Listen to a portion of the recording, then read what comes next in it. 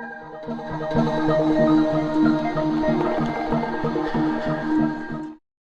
Shell Israel, and I'm about to be the late Shell Israel, I believe. I'm Fran Stevenson, and I'm about to be the wet Fran Stevenson. And I'm Cami Heisa, and I'm just here for the ride. Ready to go. Oh, Rob. Jesus, are you sure there's track over the end There here? is. Are you positive? I have it on great authority. Oh, ready? All right. Take it. Where's the track? have to look Where's the straight track? Hey!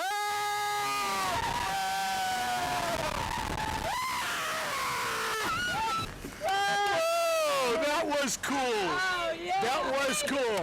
Hey, you did. What on earth does this thing behind us have to do with measurement, which is what I'm reporting on? Well, it's a kind of an interesting initiative. This ride, Journey to Atlantis, that's behind us, opened last year in May. But as we were going through the construction process, we found out the ride was going to open 3 weeks early. For Journey to Atlantis, our business objective was really to be the stopgap between the marketing materials and the opening of the ride. It opened a month early, so we had to do something to start driving the traffic, both in interest and in awareness of the ride. So we had to have some things in place to measure that properly. And one of them was a real world thing. We had a survey here at Seaworld San Antonio. We already do a survey as they exit, so we needed to add a question that would get to the bottom of why they came to ride. Did they come to ride the ride? Did they come to see Shamu? I mean, why did they come? And did what we do have any effect on moving that needle? We turned to a very quick turnaround social media website to reach out to a very important community, which are coaster enthusiasts. And these are people, they're organized into groups in every state. Wait a minute. Coaster enthusiasts? You mean like those little things you put under drinks on the coffee table? No, they're actually people whose hobby is riding coasters. And they go all around the country and the world for that matter, much like bird watchers do, and they have a life list of coasters that are the best, the fastest, the most interesting, the most scenic view. And they go all around the country riding coasters. So we thought, what better way, if you've got quick turnaround, is to reach out to the people who are the most enthusiastic about any new ride.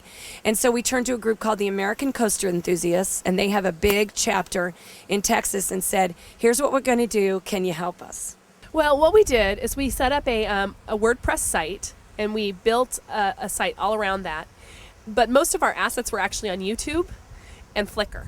So we put all of our assets, which is an unusual thing for a corporate entity to do, onto public shared sites with Creative Commons licenses, and said, hey, use our stuff.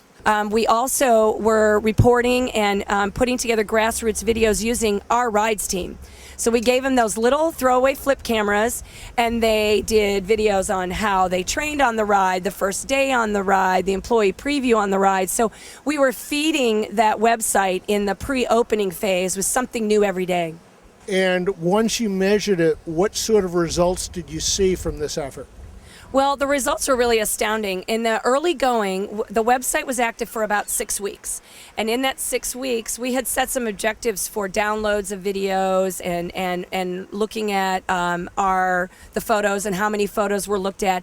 And the videos that we posted were downloaded more than 100,000 times. And we measured everything. We measured how many times these things were downloaded. We measured how many comments we had. We measured how many people came to the site. We measured all the analytics. Now, those are just outputs, though. What really matters is, did they come to the park, and did they ride the ride? And as you said, did they enjoy the ride? So those are the questions we asked here in the park. Realizing that the coaster groups that we reached out to, there was about 12 coaster websites that were strictly devoted to theme parks, new coasters, that kind of product launch.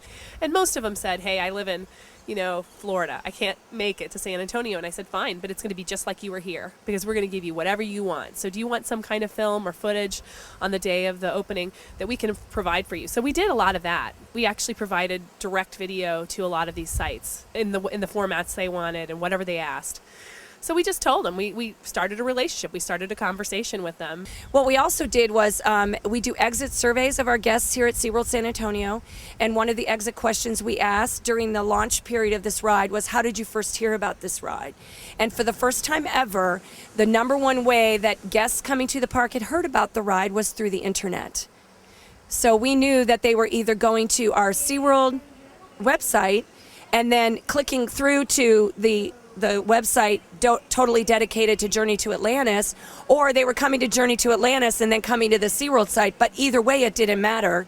That was the way they heard about it, and that was very satisfying to us. And of course, we are still now measuring the effects of that campaign because we've never done it before and it's so new. You know, there's a myriad of ways you can look at the data. Can you tell me a little bit about, can you tell me how many people actually came and rode on Journey to Atlantis because of the online campaign? Well, that's a difficult one because we have to take our attendance in that 6-week period and subdivide. If this many people said they were coming for the ride, did all of them ride the ride? You would hope, but you can't assume that they did. So, you know, if 47% of people who came to ride Journey to Atlantis had heard about it on the internet, then, you know, we can safely say that there were tens of thousands of people who came because of what they saw with our very small, very targeted social media campaign. There's a million ways to measure. You can measure things that don't matter. I mean, so my point is I would argue that a lot of people do that all the time. so I mean, that's my point.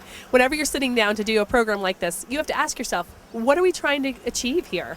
And really what I think SeaWorld San Antonio wants to measure is how many people come ride the ride, how many people enjoy the ride, how many people saw what we did and move the needle. So over time, yes, I mean, as far as the relationships go, we'll build those. We'll know, hey, we have a relationship with 12 coaster sites or whatever.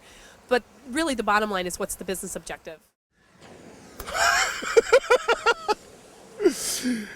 It's an awesome ride. You know, this is a measurement series, and the fun I had on that thing is pretty immeasurable.